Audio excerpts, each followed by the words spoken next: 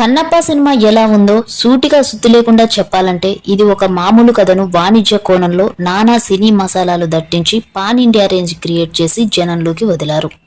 ఈ సినిమాకు ప్రధాన బలం రెబల్ స్టార్ ప్రభాస్ లేకుండా సినిమా లేదు. తను ఎంటర్ అయ్యాకే సినిమా పైకి లేచింది. సినిమాను నిలబెట్టింది ప్రభాసే. ఎస్, మంచు విష్ణు నుంచి ఈ నటన ఎక్స్పెక్ట్ చేయలేదు, కానీ సూపర్. క్లైమాక్స్ లో అయితే అదరగొట్టాడు. మంచు విష్ణులో మంచి నటుడు ఉన్నాడని ప్రూవ్ చేసుకున్నాడు. ఇంకా ప్రభాస్ ఇమేజ్ ఇంపాక్ట్ రేంజ్ ఏమిటో కూడా మరోసారి నిరూపితమైంది.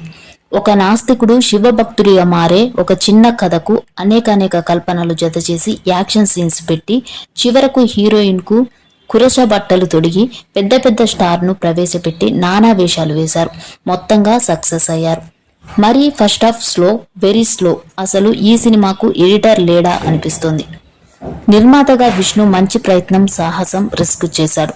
అయితే పదునైన లోతైన మార్మిక డైలాగులను రాయించుకోలేదు. అదొక మైనస్ అనే చెప్పాలి.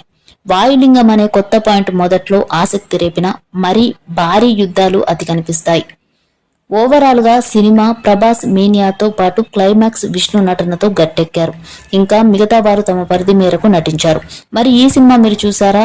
ఎలా అనిపించిందో కామెంట్ చేయండి.